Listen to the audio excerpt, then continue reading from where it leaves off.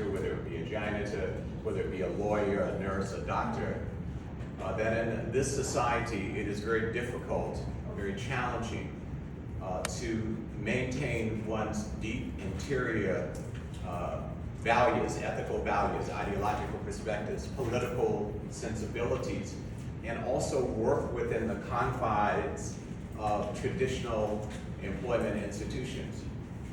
I went into that work. I did not have a formula. I found my way. I make this comment to say to you, particularly the young people in the room, because there are a lot of activist veterans in the room, many of you whom I've known and worked with in the past, but for young people or even older people in the world who don't come out of, I almost hate the term left wing, who don't come out of socialist or communist movements, to be more precise about it, it's very important for you in your practice to try to find how to strike that balance. I wish I had an equation I could give you. I can't. All I can say is that you have to recognize those tensions and you have to figure out how you're going to apply them in your daily life, and do not give up who you are simply for the basis of your profession. And so I was fortunate to do that.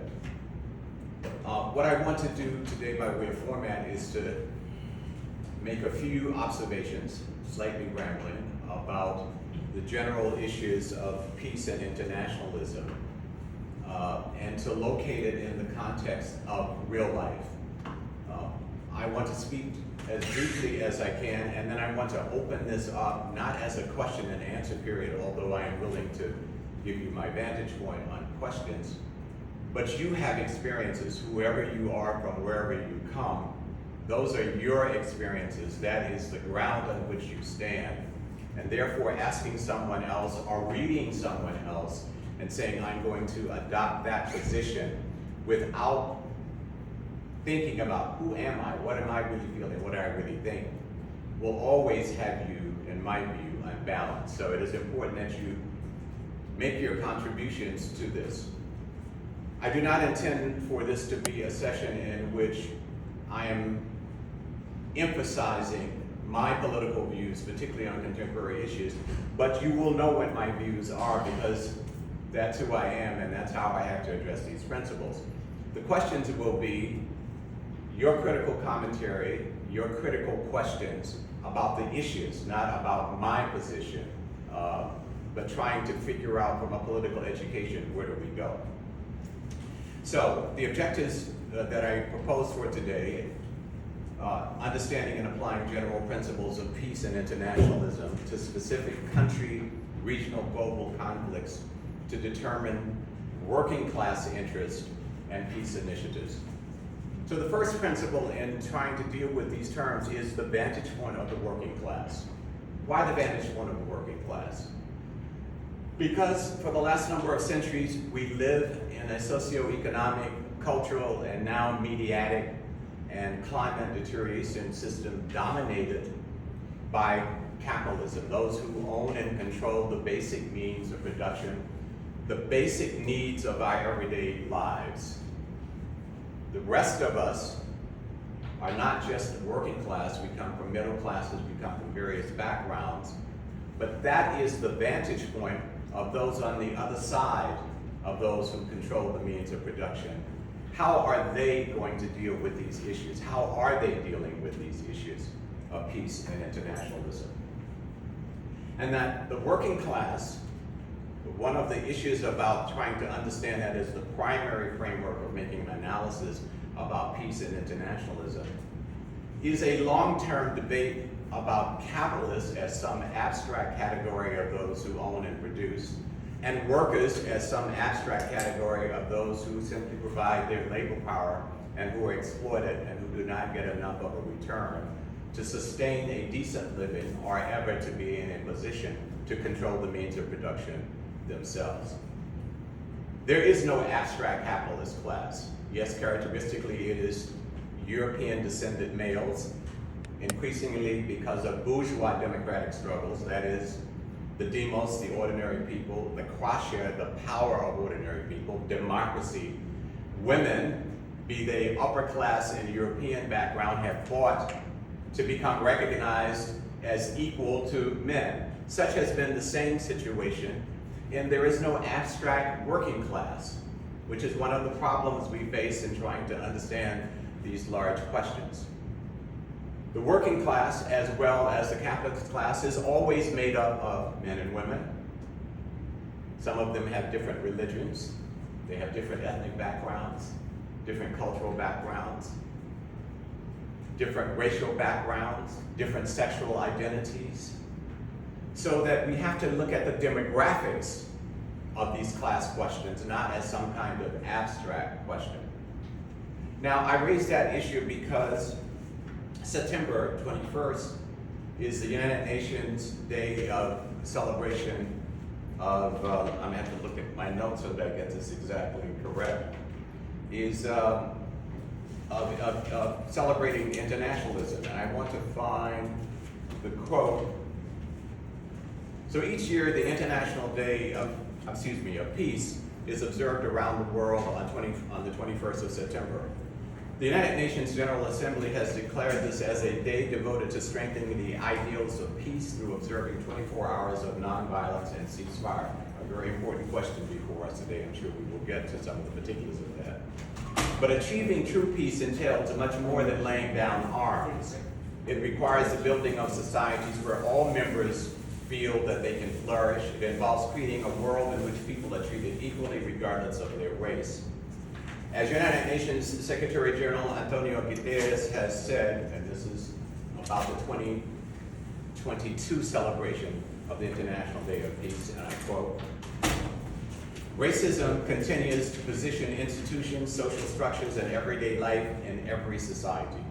It continues to be a driver of persistent inequality, and it continues to deny people their fundamental human rights. It destabilizes societies, undermines democracies, erodes the legitimacy of governments, and the linkages between racism and gender inequality are unmistakable."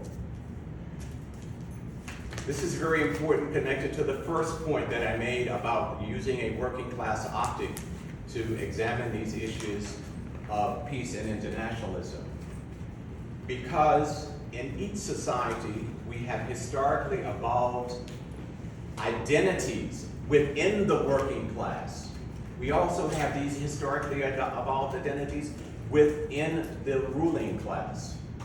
So if you look at today of the United States, who heads the US military? Austin, it's a black man. Who is the Vice President of the United States? It's an Indo-Caribbean, African-American who is the Vice President of the United States. If you look at who is the spokesperson at the United Nations, ruling over the imperial perspective of US policy, it is an African-American woman. These power issues, these class issues, always have sociology. So that's another principle to look at. What is the working class sociology of these issues of peace and internationalism? Now, the Communist Party historically has played a very important role. It has been historically the most important working class party in the fight against capitalism, the fight for social justice. I won't try to give that history. I did not always understand that. I did not always appreciate that. I have my historical critiques of the Communist Party, but facts are facts. You have to deal with the facts.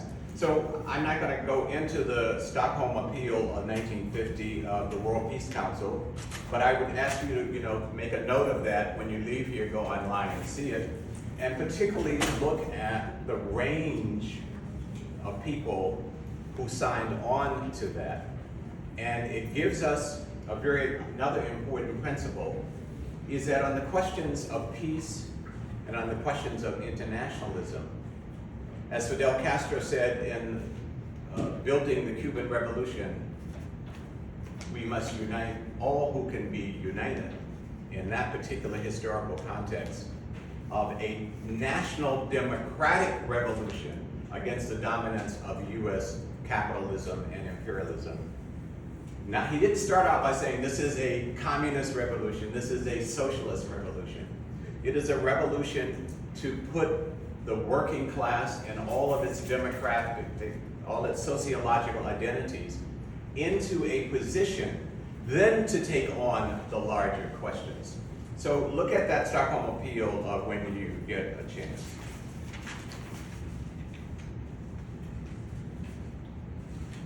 Now, I'm sorry that I've got this all out of line. Take your time, Dennis. It's all right. Take your time. On the issue of the working class, in its demographic and its historically evolved distinctions, in particular each concrete situation, you know, ideology is always pure. It's like religion. It reflects clarity. It does not give you contradictions. And ideology is very important about whose side do you stand on, which class do you relate to. But when you set ideology into the complex, complicated, messy, real situation of the power struggle over the governance of people's lives, of the ethics, the values that will lead those lives, it becomes very much of a conflict. It becomes very contradictory. It goes in many, many different ways when you enter into an actual struggle. And therein, no textbook, no lecturer, no quotes can give you guidance. That leads to dogmatism. That leads to a closed mind perspective, and where you're trying to set the ideal world that we want to have into the actual world we have, rather than entering the actual world that we have with these ideals and figuring out how we are going to work, particularly with working class people and all of their sociology, to bring this to fruition. Now, V.I. Lenin, I think most of you in this room are familiar with the name V.I. Lenin, the Russian Revolution. Lenin said, Lenin and the Bolsheviks opposed imperialism and chauvinism by advocating a policy of national self-determination, including the right of oppressed nations to secede from Russia. Including the right of oppressed nations to secede from Russia. They believed this would help create the conditions for unity between the workers of both oppressing and oppressed nations. A very important framework to look at what is going on in the Russian invasion of Ukraine, in the US-NATO now war against Russia and the NATO expansion. It's complicated. And so we have to, in taking this working class perspective, we have to ask ourselves as a principle, what is the interest of the working class?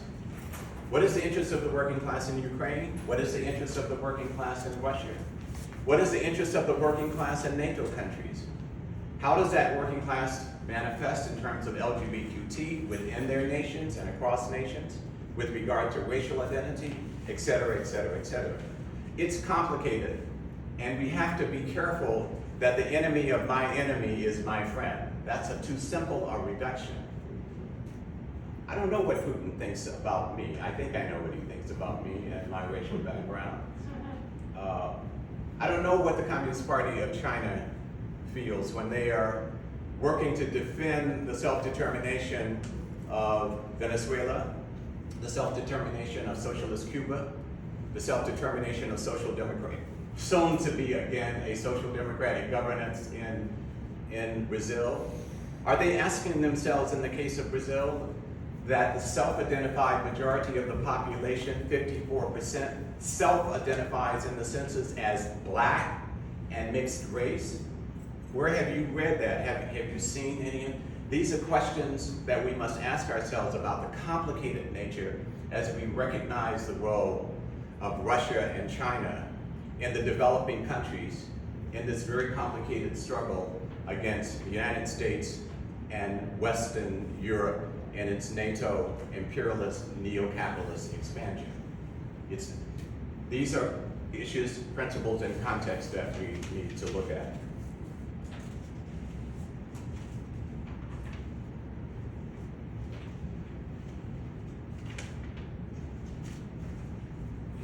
The issue of peace. I'm almost 76 years old. I come from a generation where, a lot of us had the line, power grows out of the barrel of a gun. That is an oversimplified situation. If you are a small country with not many natural resources, like Cuba, with 11 million people, 90 miles away from a historically not just threatening enemy, but enemy of 300 and some odd million people, with the second largest number of nuclear weapons in the history of humankind, as the only country that has ever dropped a nuclear bomb on people, who is consistently violating your borders, poisoning your farm animals, killing tourists in hotels, openly financing and validating terrorists in Miami from every right-wing government in Latin America, every right-wing country, not just government in Latin America. Why would you want to go to war? So that peace becomes an important factor. But as Martin Luther King and others said, peace, there is no peace if there is no justice. No justice, no peace. Peace must be seen from the vantage point of justice. This is another principle. But justice is not some abstract issue. Peace is not some abstract issue that we just cease our fighting. We do want to cease fire in the economic blockade war. That's what it is. It's an economic war against Cuba. It's not just a blockade. It's an economic war to starve people, to turn them against their elected government. That is an elected government. That they determine that they want it to be governing their society. So the question then of peace has two sides. It has the side of the dominant capitalist imperialist countries, which is if they are forced to the peace table, it's only temporary. It is meant to figure out how they go forward to undermine you. Peace, from a working class perspective, must be seen as a truce, not as an infinite construct that will end all conflict. It's a truce in order to be able to increase the fight on other fronts. One, the consolidation of your internal society. That is always the primary optic within the working class. How are you dealing with your own internal contradictions, your own internal aspirations, in order to be able to face the external contradiction? Because if you are not en route to acknowledging your internal contradictions, the question of democracy, the ordinary people and their kwasha, their proactive participation, now described in Latin America for a very long time, in places like Brazil, uplifted to a major framework with the late President Hugo Chavez, and presently in the public discourse and policy discourse in the Socialist Republic of Cuba. Participatory democracy, protagonist, because democracy is about the citizen. It is not about the Communist Party, it is not about the Socialist Party, it is not about the Socialist Democratic Party. Even Bernie Sanders understands that when he said, this is not about me, it's about you. I'm a simple instrumentation of your aspirations. Your aspirations should not be to uplift me as a symbol and a sole spokesperson for you. This is another optic. So the issue of peace from the vantage point of the working class is a truce to be able to give your attention to your own internal aspirations and problems and contradictions, and to strengthen yourself in the international community in the fight for diplomacy. This is where the UN, despite all of the problems, and we could spend weeks, months, years talking about all of the problems of the United Nations, but it is the best that humankind has accumulated since 1947, I guess it is, to come to an understanding of what should be the protocols, the ethical behavior of countries, both in terms of their mutual interest and in terms of their ideological and political and material conflicts, in order to be able to avoid war and to be able to use diplomacy as the main battlefront to advance the interests of the working class. How does that apply to today's society? CELAC, the Community of Latin American and Caribbean Nations, how many of you are aware of CELAC, the Community of Latin American Work? Check it out. It's very important. The most impoverished region of the world, as a result of the New World development of capitalism under colonialism, is in Latin America, particularly in South America. It is also the largest number of African descendants outside of Nigeria, over 100 million in Brazil. It is at the heart of the internal almost 70-year war, civil war in Colombia today, with the most complex Afro-descendants in our hemisphere. Raizales, Palenqueros, and ordinary Afro-Colombians. They all look alike, they all come from the same genetic pool, but they come from different historically evolved, socially developed communities and political struggle of governance in which some of them have collective land ownership. Others of them are just individuals. So there are these abstractions about peace, or about internationalism, or about women, or about LGBTQ or Afro-descendants. They're important general terminologies, but they must be set down in a real world, messy context to figure out, in collaboration with them, what is the way forward. So that CELAC, the Community of Latin American and Caribbean Nations, has now, I forget how many years back, Moncada will probably be able to tell us what year, but it declares itself as a zone of peace. This is all of the countries in the American hemisphere, with the explicit exception of Canada and the United States, with the great majority of those countries being small to middle level capitalist countries who have quote unquote normal bilateral relations both with Canada and the United States. It's complex, it's complicated. You just can't set ideology in and say, because I'm a progressive or because I'm a socialist or because I'm a communist, this is my friend and this is my enemy. It's complicated. Hugo Chavez, the late president leading the Bolivarian Republic, development towards alternatives to capitalism. He didn't call it socialism, he said alternatives to capitalism, meaning that the struggle will be complex. It will manifest in many different kinds of ways, peacefully. It will require coordination across countries of the elected representatives representing particularly working class people in all of those countries. Internationalism.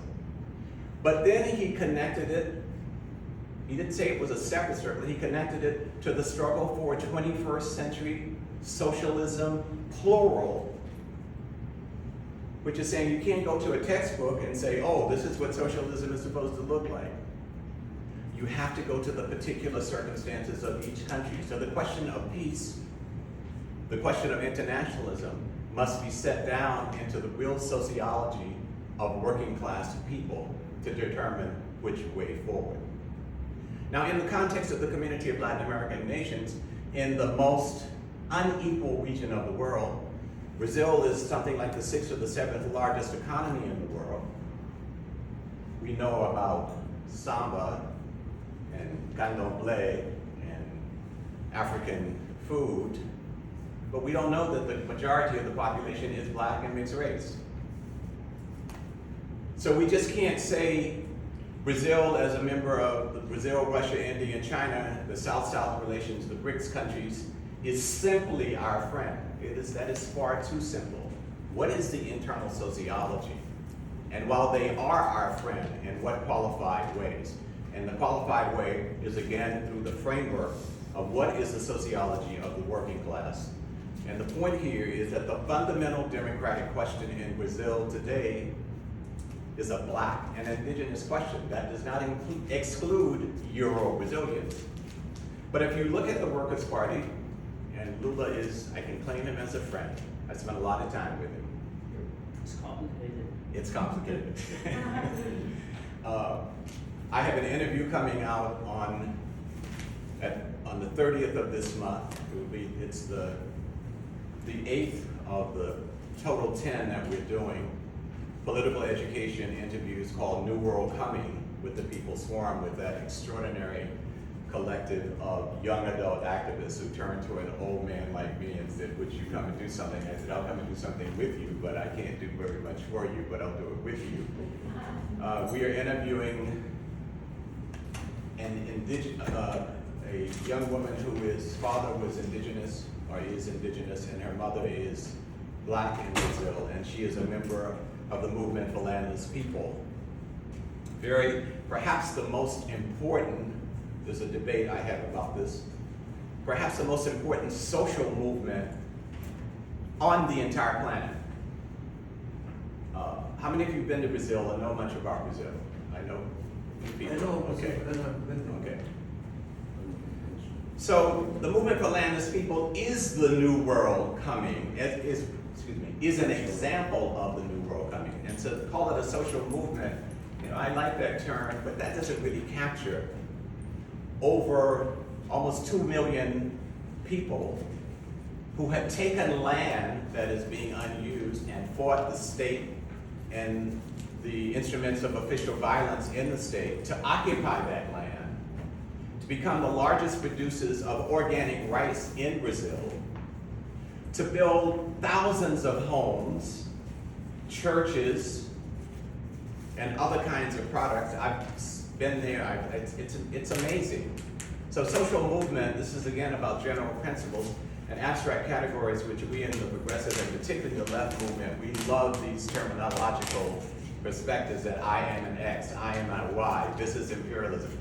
Yes, those are important terms. We want peace, we want internationalism, but again, setting it down into the real life context.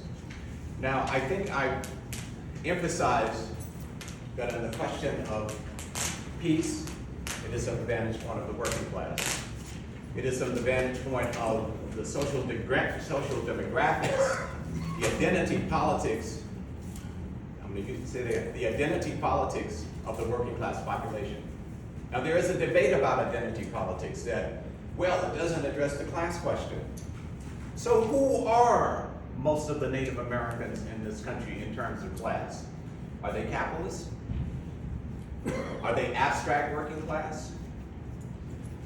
Who are the majority of the women in this society? Are they just all women?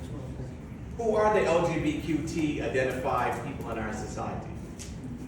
Is Buttigieg, am I mispronouncing his name, the head of transportation? Yes. Is he a Black gay man or a Latin American U.S. citizen gay man walking around DuPont Circle? No, he is not. He has another class vantage point. So that, again, the class vantage point and the sociology of this is important. And that the issue of peace is one of a truce for working people to take up other fronts. And I just want to give one more example on that, because many people on the left like to say in terms of Cuba, socialist Cuba, and it is socialist Cuba. And when you look at a lot of these solidarity movements with extraordinarily dedicated and disciplined people, some of the best people I have ever met, take up the same line as the right-wing capitalists. We want to help the Cuban people. Well, here's a simple reduction. The head of the Communist Party of Cuba, the president of Cuba, other members of the cabinet of Cuba come from mothers and fathers in ordinary households in Cuba. There's no parallel universe over here for socialists and communists, and then there is just the well. And so that is extended to say, we want to go back to the Obama Accords.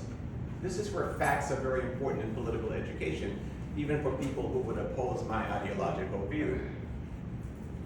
There is no Obama policy without President Raul Castro.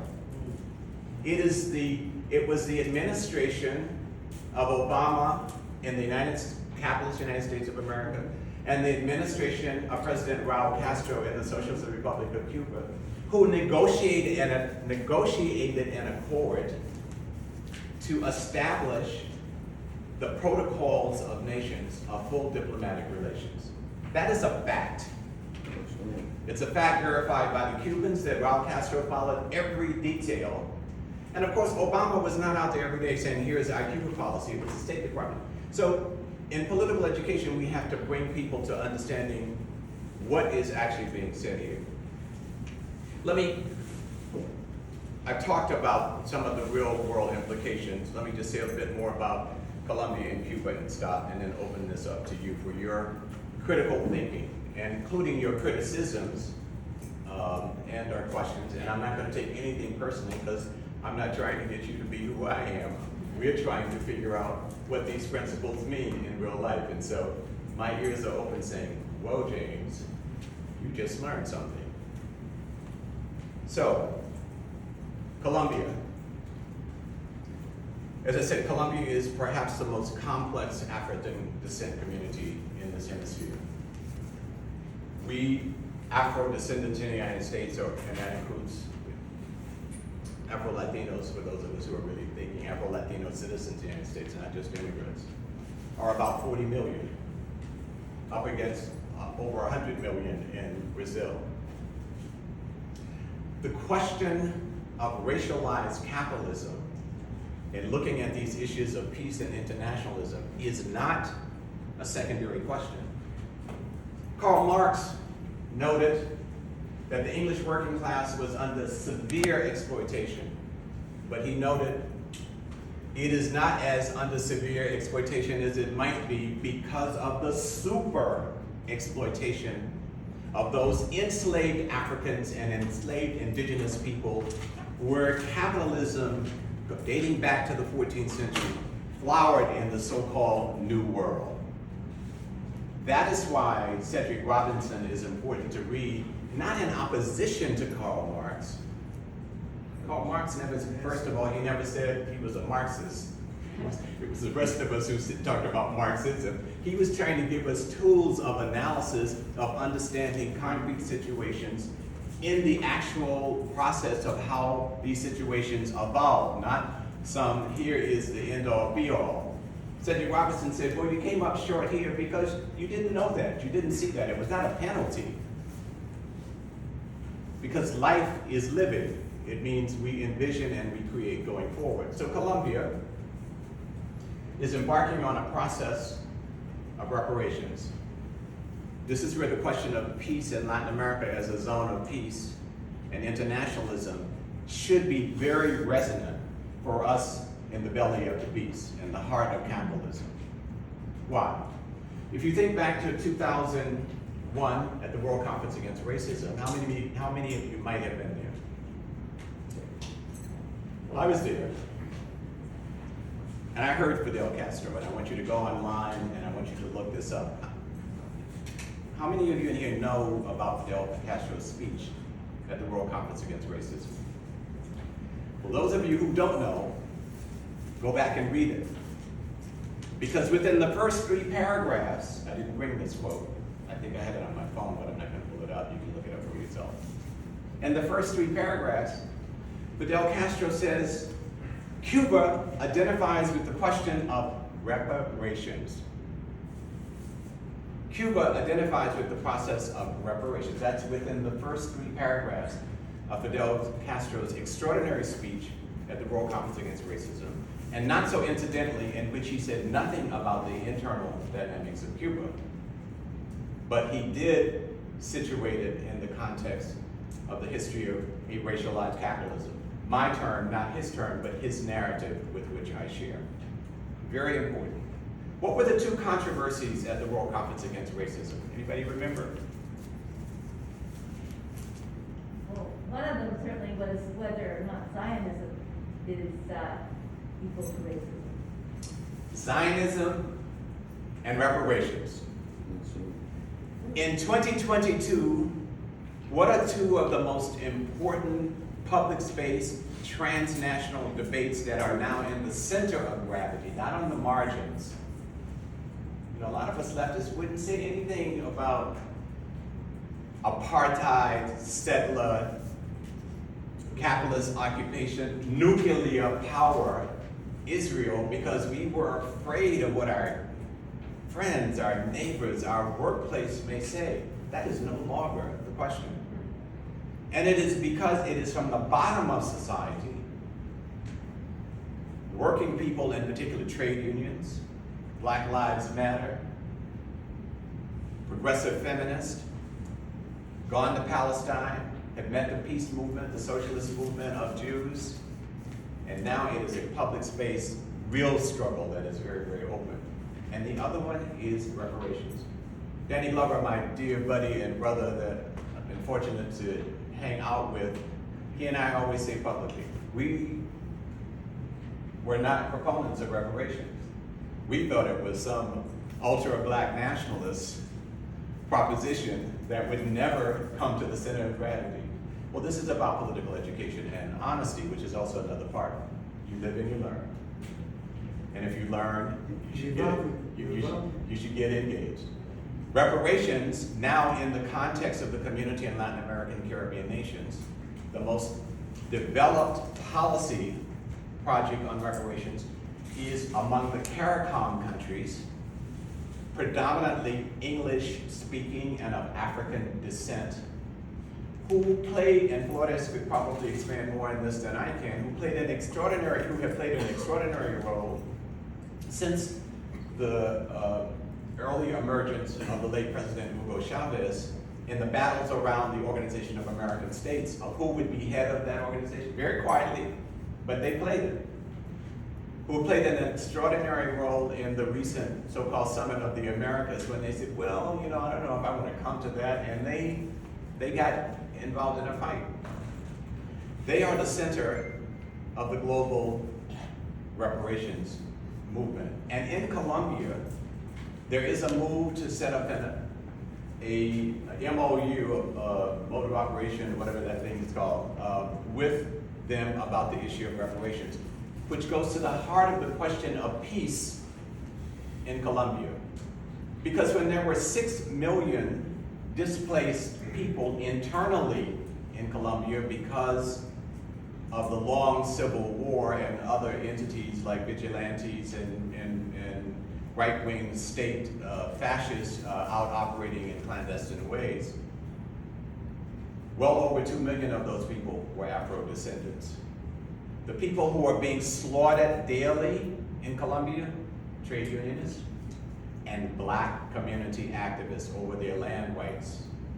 So these are some of the complicated issues, and let me stop on Cuba, and I am going to stop here, because I take the vantage point, and I'm not a student of the Russian Revolution, so I don't have a lot to say about it other than, it happened and it set off an alarm around the capitalist world, and it inspired exploited and working people around the world to try to figure out how they were going to deal with it.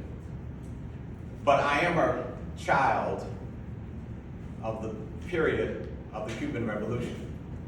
I found my first Pensamiento Crítico, critical thought, very important series of research, applied research, socialist work led by the late Fernando Martinez Heredia, a mulatto who, as he grew with his consciousness, talked about his blackness and became a very important figure who died now 5 or 6 years ago, a very important figure in the current internal debate about, I put this in quotation because this is a Cuban terms, about racism and discrimination, another issue to be looked at in terms of principles. Many of us were trained in political education in the left wing that you cannot eradicate racism without eradicating capitalism. In a very general sense, I think that is true. But in a very particular sense, socialist Cuba has come around to saying we have an internal contradiction, an internal problem of racism and racial discrimination. And they didn't just go into a textbook, or the Central Committee didn't just sit down by itself and say, oh, ordinary citizens kept pushing, kept raising questions, kept criticizing. Black American activists will say, well, no, I can't tell you what to do. Another important issue about internationalism is that it's just not supporting people with your ideals. I'm interested in how socialism develops. for the people who are in it, and I'm interested in what we can learn from it, from the people outside of it. So we can't take, in my view, an abstract view that, well, the rights of nations and self-determination and sovereignty and independence mean that I have nothing to say, nothing to ask, nothing to criticize in your house. I don't know where China stands about me.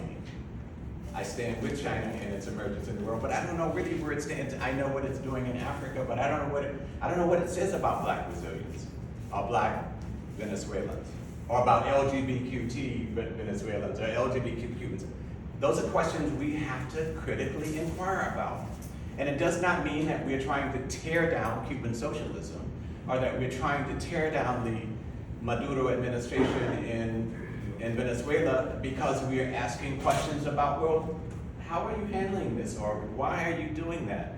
Or I don't feel, as long as we do it with respect and with declared intent that we're trying to figure out how we can stand in solidarity and internationalism to help move the process forward.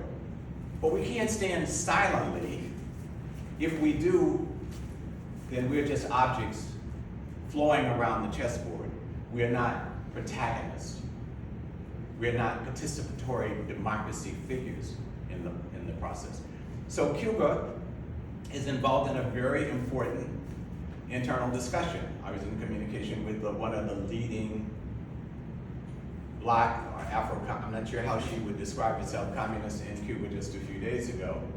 And of course the framework is that they're dealing with the legacy of racism. So are we. So is everybody else in this hemisphere, whether it's indigenous or whether it's Black, or we're dealing with the legacy of homophobia and so forth and so on. That's important to recognize. But the real question is, what is the reproduction of racism today? And why? And how do we come to grips with it in the context of national sovereignty, independence, and self-determination? That is the real question. I spoke to the Deputy Minister of Cuba earlier this week. He was in town, and I asked her about the question of reparations, and he said, we support the CARICOM initiative. Very smart man. I will continue to talk with him. I'm glad to hear that. But what are the implications in Cuba? I would like to hear their sense of implications, not my sense of implications. When Lula comes to power, it's not enough to set up a special ministry on Black people. Hell, they are the majority. You know, if we were talking about the Fisher People Association for a certain kind of fish, then we would set up a little sidebar issue, a little vertical ministry. This is a transversal question. This is a fundamental question. At this moment in history, 1,000 years from now, it may not be the issue. Less than 100 years from now, I would venture to say in the United States of America, Black people will not be as central in the discussion as will the diversity of Latinos, who will not be immigrants. I mean, they will continue to be immigrants, but who are citizens. And they are equal to any other citizen, whether they came yesterday or today, but we're talking about now, at the end of this century, clearly, the Latin Americanization of the United States of America, which the right wing has been very fearful, will probably be essentially true because it was true before the United States in the 1800s when it overtook Mexico, Arizona, Colorado, California, all of that was Mexico. So here are some thoughts, some examples about these principles, and I have gone on too long and been a little too redundant, but I hope it's been sufficiently cogent to invite your critical commentaries and criticism. Critical commentary is about being serious and human. Criticism is about saying, I think that's wrong, here's what I think we should consider. It may not be the answer, you may not have it, but you need to say, I don't think that's the answer, we need to examine other things. And if you have questions, then everybody in the room, there are many veterans in the room, and I will play the role not only of respondent, but moderator.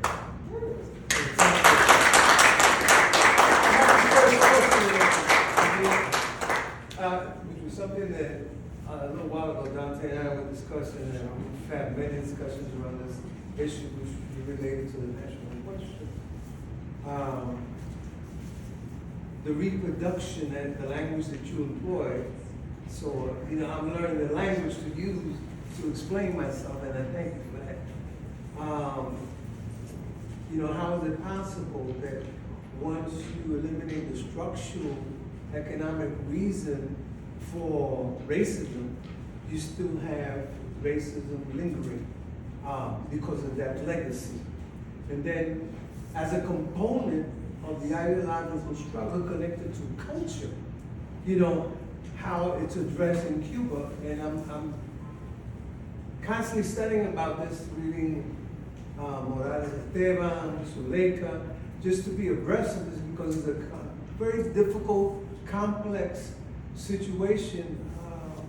One of my problems with my Afro-American brothers here that I have great struggles with is that there's a tendency to generalize the black experience. And it pisses me off. But I don't manifest myself with that kind of anger, but I'm just saying, well, how can I get across the differences as you eloquently explained how it manifests itself in Brazil, for example? Mhm. The differences between the folks from the Departamento de Cauca, that area, the Pacific, as opposed to the urban area, in Puerto Rico, white Dominican republics identify themselves as Indian, and you be talking to the person most African and blue black, but still identify in their sociology as being Indian, but the Africans happen to be Haitian. That's a struggle there that manifests itself in a negative way as opposed to Cuba. But the language is, I think, what's important for us to learn, that we are evolving and learning and growing to, as you say, not to be, these are not abstractions. People's lives depend on our understanding and being able to relate to them on a level where they feel, well, this person really understands my plight. So here's a methodological issue. And I'll try to be a little briefer than I can. Stretch out, man. Okay, no. So here's a methodological issue as dealing with, and it goes back to the issue of peace and internationalism, but it also involves other issues. That's the framework. Right. So we have to look at concrete situations, not abstract situations. Abstractions are very important. Constructs, theories, they're very important to sort of bring together a storyline over long periods of time without dealing with all of the complexities and the complications and the many examples that make up that storyline, that make up that narrative. So principles, narratives, very important. Identities, very important. But we have to look at the concrete situation. Now, I'm a Latin Americanist by training. As I said, I'm almost 76 years old. I've been traveling in Latin America since I was 19 years of age. I've come to learn a lot, but I say to people, in the first instance, don't take my position, don't read what I wrote, don't read what Cornel West or somebody or whomever has to say in the first instance.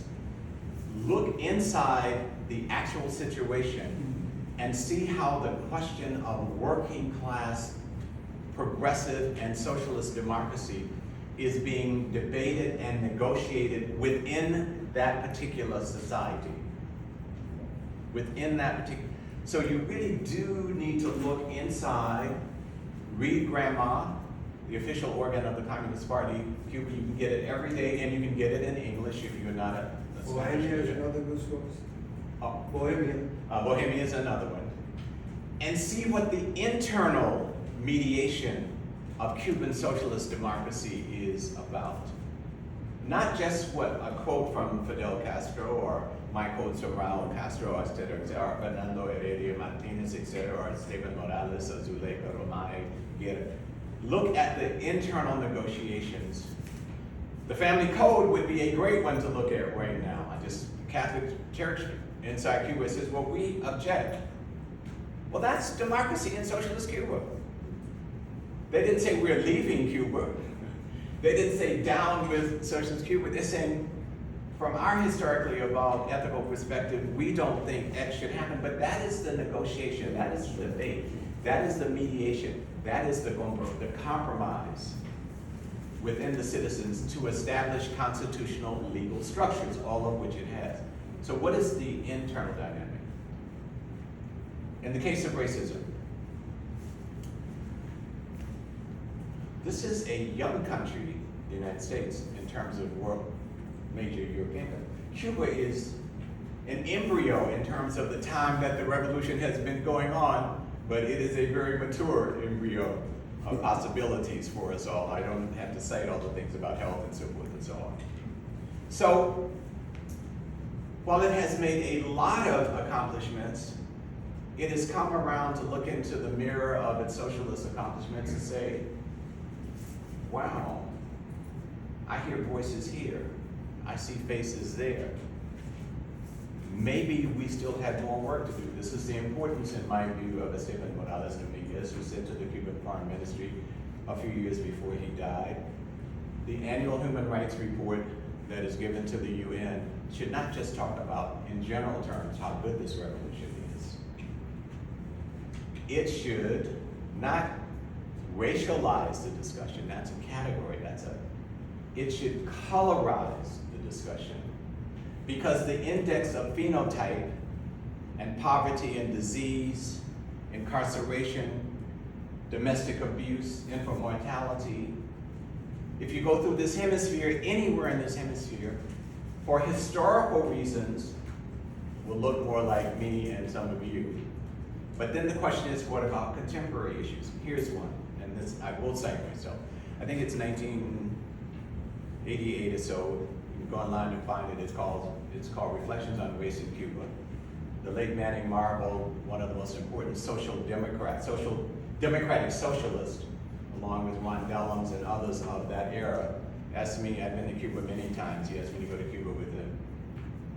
With Michael Dyson, the first time I met Michael Dyson and his artful flourishes. And we went and I wrote an article about Reflections on Race in Cuba. And one of the things I said is that I'm learning that if we don't look squarely at our internal contradictions, our enemies will. If we don't deal squarely with our internal contradictions, our enemies will. Where did I learn that? I learned that at 21 years of age in the Student Nonviolent Coordinator. I was not a member of SNCC. As we were rambling through their center in Atlanta, and I saw all these tricontinental posters, and I found the second volume of Pensamiento Crítico, Critical Thought, and where a political education point came up, it says, two major contradictions, internal and external. The most important is internal, if you're going to deal most effectively with the external. So, if you read Pedro de la Hoz, grandma, extraordinary socialist on Cuban culture, on culture in general. What's his first name? Pedro de la Hoz. Read him last week on Afrofeminism. This just came out last week. I'll read, or look at these two YouTube videos I cited, where Esteban Morales, as a communist, I'm not talking about social, as a black communist, as a Cuban black communist, that's how he identified. He was the founder of the Center for the Study of U.S.-Cuba Relations many, many years ago, and for about 19 years was director of that, head of, I think, the Economics of Philosophy Department, trained, well, provided education for many of the Cuban diplomats. They called him Prof. He recently died suddenly at 79 years of age of a massive heart attack. Look at that interview. It is very refreshing. He is criticizing, he criticizes the Communist Party, he criticizes the politics about issues of race in the society. For what purpose? To say, here's how I think we can improve. That's what a proactive protagonist citizenship as a patriot, not as down with the revolution of these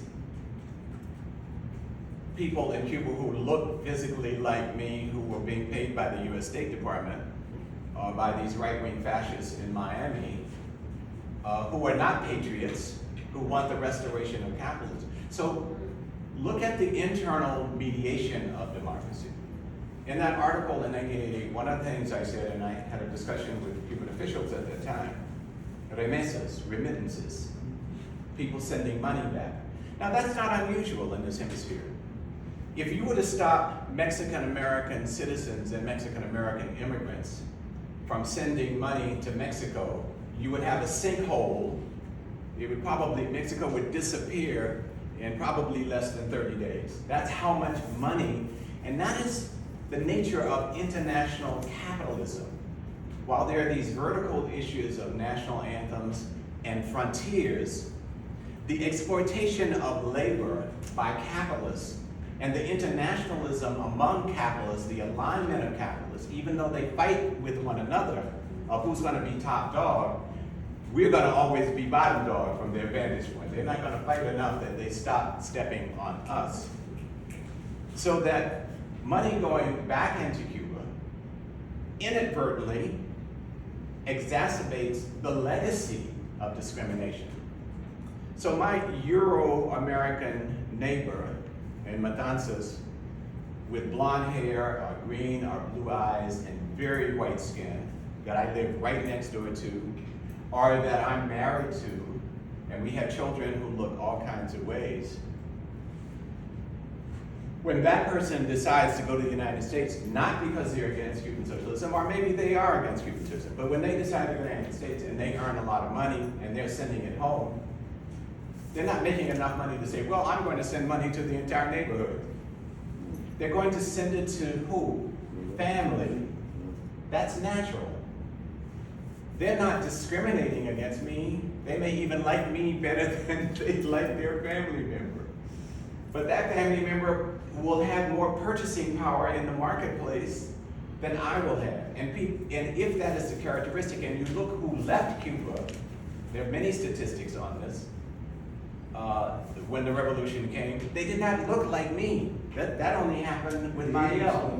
That happened with Mariel. And so when that goes back, that's a contemporary issue. That's not a legacy issue. And so Cubans are confronting that. Now you have the foreign minister of Cuba talking about reparations in the context of CARICOM. There is a presidential commission against racism and discrimination in Cuba, organized and headed by President Diaz-Canel. This is not a ceremonial committee that Obama has set up a committee and he would like a report, 18 months from now. This is one in which he meets. Let's talk about tourism. Let's talk about police. Let's talk about housing.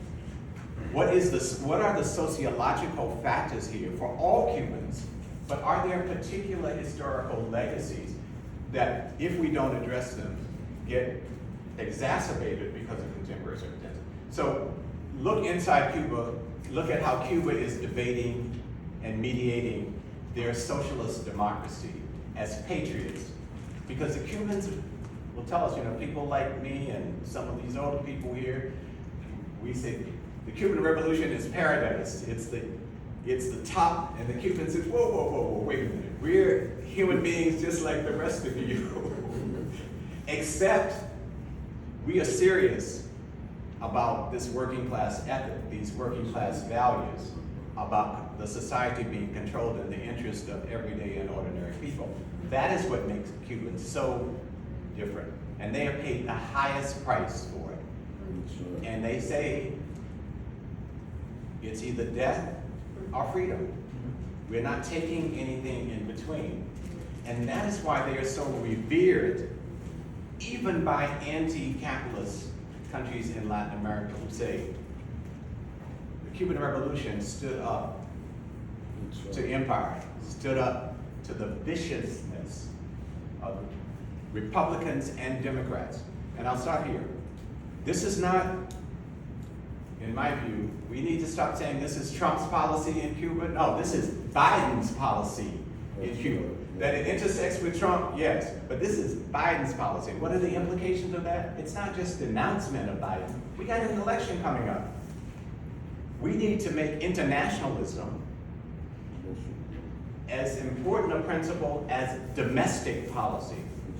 And many of us in the progressive and the left movement, not to mention general citizens, we think this is all about us. It's a selfish vantage point that I'm only going to vote based on what's happening inside the boundaries of the United States. It's the Palestinian question. It's the Haitian question. It's the economic war against Cuba. This is what we have to say to our fellow citizens, that if you think you have an ethical perspective, it's got to be larger than your nationalist framework. It has to be an international framework, and it has to be rooted in the diversity of the expressions of working people all across this globe. This is the importance of the community of Latin American Caribbean nations. This is the importance of South-South relations and the revival of transcontinental. This is the importance of the new analysis about a multipolar world in internationalism.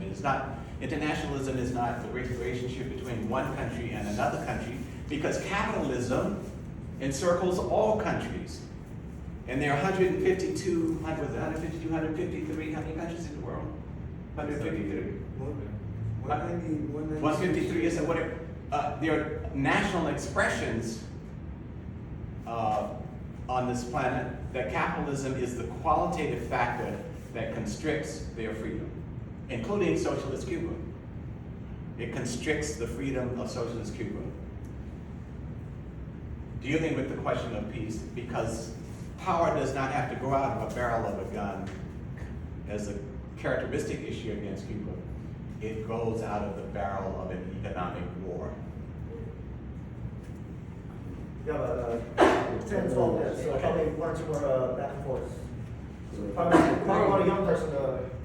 Whoever, you, okay. Well, go ahead, Mark. No, we're the young. You got it, Mark. You're not Well, young. who's your next one right here? That I know.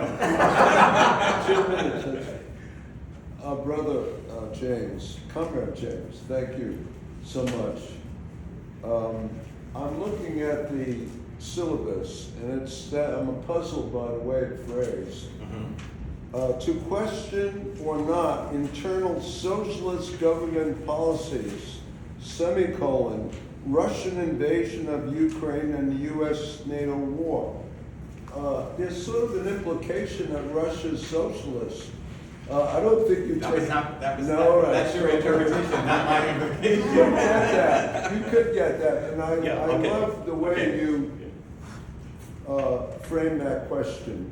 And you know, we had a short conversation at Medea's birthday party. When I put that down there, I was thinking about Okay. that conversation I had with you. That the enemy of our enemy, I see. our enemy being U.S. NATO imperialism, is not our friend. And you raised the question of China. What is China's position? You know, in the General Assembly debate on the resolution to condemn Russia's invasion, China abstained, Cuba abstained, and I think that China made a speech asserting the right of self-determination. As you pointed to Lenin, Putin has made at least 2 speeches condemning Lenin for supporting the right of self-determination of the Ukraine. Right. It's very important to to reflect on that, and I think that we need to view the consequences of the Russian invasion as catastrophic, because Putin took the bait of US and NATO. They set up the conditions, and what is the consequence? NATO is stronger than ever, too. Sweden and Finland have joined NATO. Yeah, okay, we get your point. You We get got it. your- And then just one other, about the climate issue. I'm a climate scientist. Right. The impact is catastrophic, and that's what we should, okay, that's my provocative comment. Okay, so from my vantage point, we should be clear about the history of Russian communism in terms of a working class perspective and all of the complications that brings.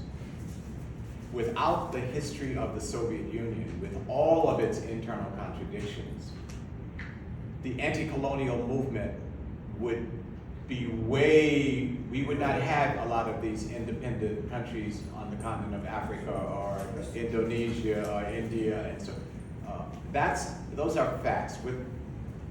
Yes, there are contradictory dimensions in there, but from the vantage point of the most exploited sectors of working people in modern times who are in the South, who are in these former colonial nations, without the Russian Revolution and all of the twists and turns of the involvement of the Soviet Socialist republics, we would be in deep, deep trouble.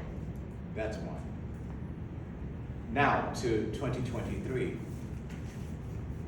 With all of the complications of Russia, and I would agree with you on the question of socialism, I don't want to get into that discussion now, but that is not my vantage point. I'm not quite clear what but that's not my vantage point.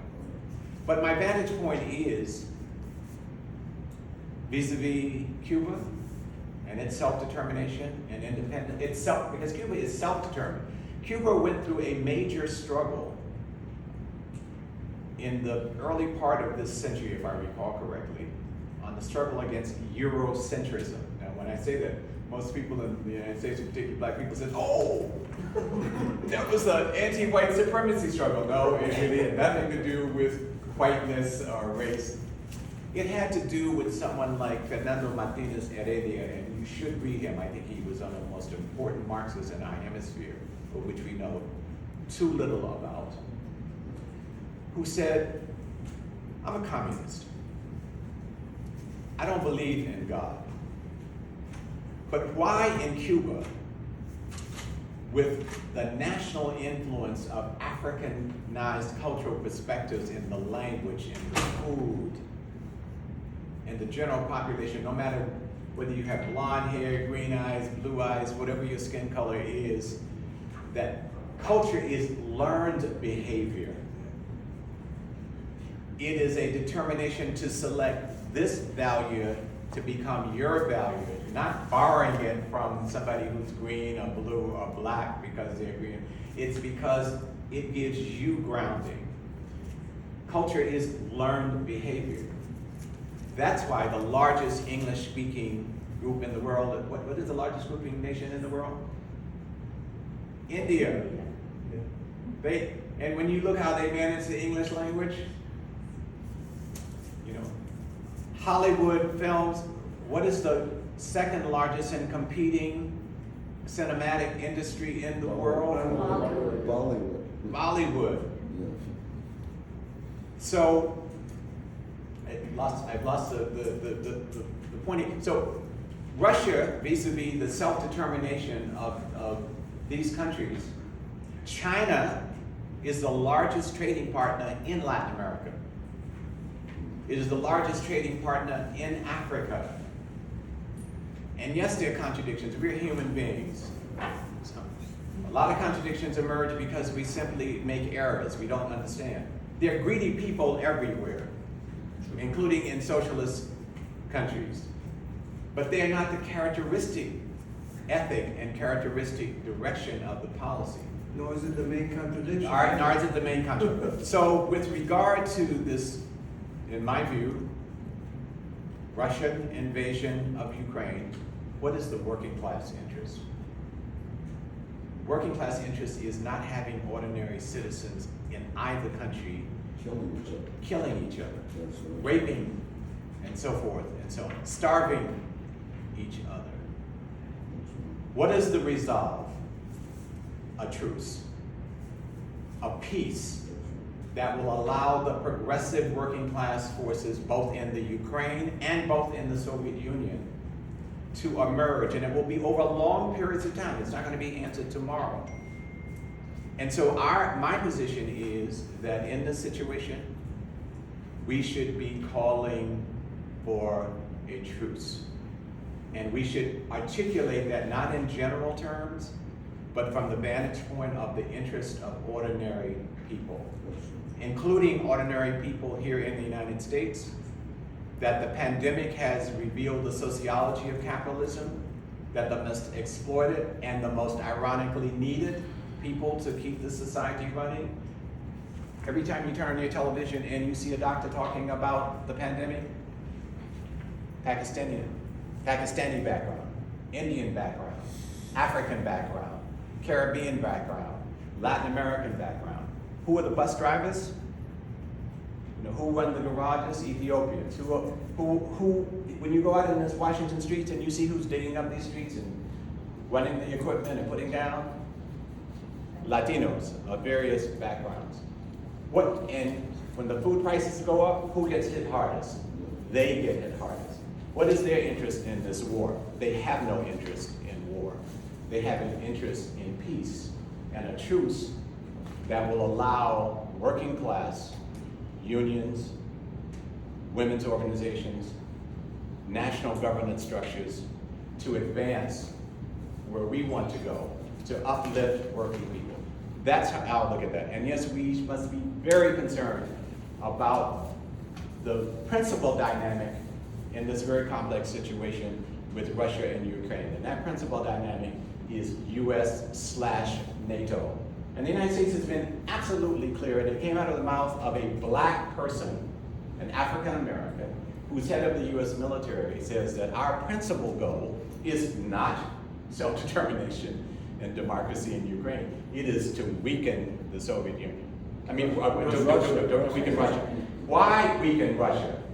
Such that imperialism can continue to roll eastward and meet China on another front. That's part of the complexity of this. Did you have, and then I didn't know if you raised your hand. I kind of did, but I didn't raise my hand.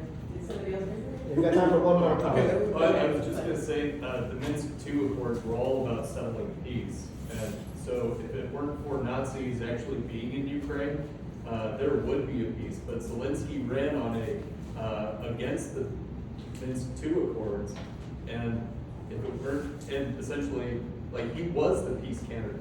So, like, I agree with you that that's, like, peace is the way forward. And Zelensky was the peace candidate, but he's being held hostage by right-wing Nazis. Well, I don't know that he's being held hostage. I think he is the peace candidate for the elite, corporate, corrupt class that also includes some fascists, some skinheads. John McClane was our first signal when he was dealing with them. So it's complicated, but he does represent a class interest, and it is not working class interest. Right. The other part, you know, is like, nothing is being said, you know, about previously what was happening to the eastern portion. Right. You know, for years being massacred, and all of a 2014, sudden, right. you know, to me, it's like crocodile tears, you know. Right. I mean, I'm for peace. Right. So the So summation. what kind of peace are we talking So the about? summation, because I've gone way over my time, is in this really perhaps most important example going on in the world today, notwithstanding the extraordinary importance of Cuba, because Cuba is our concrete example of what the future can be now, not in some abstraction. In a world of 8 billion people, those 11 million people down there are the signal through actual practice of what can be done in internationalism with doctors, with biotechnology, with education. The United Nations, the Cubans don't have to say this, the United Nations says it every year, the UNESCO says it every year. One of the most educated populations in the world. Their young people are scoring off the chart in math and science. 5 vaccines and so forth and so on. Just I think it's 300 or 400 new doctors just in the last week or so in Mexico and so forth and so on. So in terms of the new world coming, in the context of peace, Nancy Morejon, the great Cuban poet, once said to me, in one of her early famous works is Yo soy una mujer negra, I'm a black woman. One of the stellas of Cuban education and the Cuban Revolution. She says, James, and she's not an overtly political person. She said, you have to understand, we are not at war. this government under Fidel Castro, and by implications under Raul Castro, and by implications under Diaz Canales. Despite all of that's going on in the world, we are not in a situation, they're not in the situation that Venezuela's in. They're more analogous to what the U.S. is trying to do to Nicaragua, but Nicaragua is not socialist Cuba. But the other pressing issue in the world is this possibility of a global war. The Pope is talking about it. Biden is now saying, you don't use tactical nuclear weapons. I mean, this is a dangerous and serious situation, certainly from the vantage point of working people, and it calls for a truce in our interest, peace in our interest, and it calls for international solidarity, not just among us, the tried and true activists. I had a recent discussion with Bernie Sanders just a few weeks ago. He actually called me about Brazil. And I tried to talk to him about the majority. He called me because we've talked before about it. With the Center for Economic Policy Research, it wasn't just me, it was me in the context of people who are expert in economics and whatnot. But he remembered how I had been pressing him on Brazil. And we had written about 2 years before the pandemic an article for him to distribute that would call for a different relationship with Latin America, which he said 3 times he really liked. I think inside his office, there were differences. And one of the things that it called for, it didn't use the term internationalism, it didn't use the term solidarity, it said, and you may have actually seen this draft because I sent it to Medea at another point. We have got to get our politicians, those who we elect, to build closer, consistent communication and meeting relations with progressive and socialist policymakers in Latin America and the Caribbean. Not just us as grassroots activists who are always doing something. We have to put pressure on them to do this. And I'm stopping here. On a concrete case, Congressman Meeks, African American, complicated policy history, head of the foreign policy, not commission or whatever it is in the Democrat Party, who was very practically close to the fascist Uribe, who unleashed all of this state violence and this vigilante violence, and is the godfather of these other cats who've come after him in presidents. But because of the organization of Black Colombians constantly coming to Washington, learning to speak English, not being dependent on those of us who speak Spanglish or on those of you who speak Spanish as their interlocutors, but interlocking themselves, taking up the general proposition of the racial issue, not explicitly from a working class perspective, it was from an identity perspective of the absence of democracy. This is bourgeois democracy. Bourgeois democracy is very important. You think back 50, 60, 100 years, if you were a Jew, Black, homosexual, and people were killing you and lynching you and dehumanizing you, and you said, but the Constitution says, and you kept saying that, and you pushed them back, they didn't stop hating you, but you were able to abate some of the violence against you. That is the history of the civil rights struggle. That is the struggle of gay and lesbian people. That is the various iterations of the women's struggle. So bourgeois democracy is not unimportant. We have to put pressure on Meeks because why? There is a fracture line in the Biden administration on the issue of Venezuela. And there's a fracture line on the Biden administration in the government around Cuba. And we have to mature that contradiction. Why? Meeks is saying, we need to talk to the Venezuelans.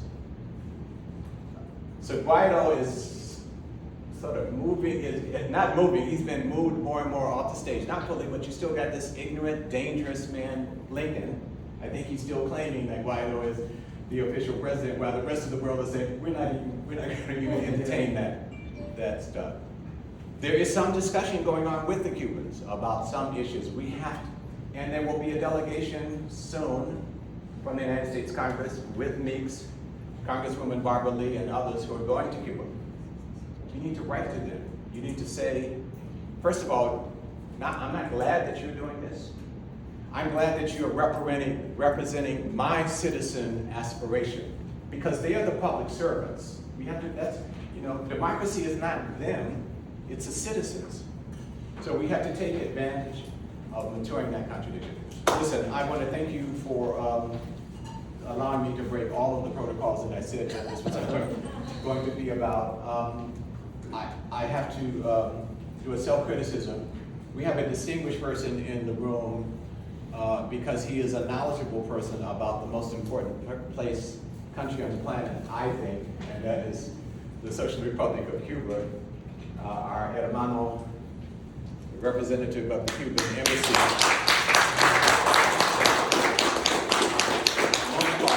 And while I may not be here, please urge him to critique any errors that I may have made, because he is my comrade and because he represents the internal discourses, not just as an individual, but he is a representative of the diversity of Cuba. Those who live on rivers, those who live on the coast, those who live in the mountain, those who are gay, those who are black, those who are tall, those who are fat. Whatever they are, they elected someone who said, we need you to be a part of this team to do that. And so take advantage of that. I say that because I'm going to leave shortly to go to the birthday party of my 3-year-old Salvadorian neighbor.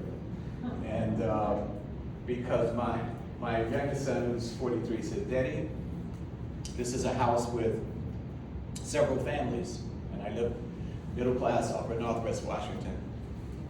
The most extraordinary family is in the main house. I'm Don Jaime to the 3 and the 5-year-old and to the young adults who are their parents. And my son says to me, as these kids grow up, and they're here in the United States and going back and forth to El Salvador, and all of the stuff that they hear about black people, they're gonna remember how you and Mama were neighbors. And I practice my Spanglish with them, and they correct me, and because they're children, my ego is not damaged. So I'm going to go, because I told his father and I wrote to the mother this morning saying, what kind of ice cream? So I have to go buy ice cream shortly. Thank you.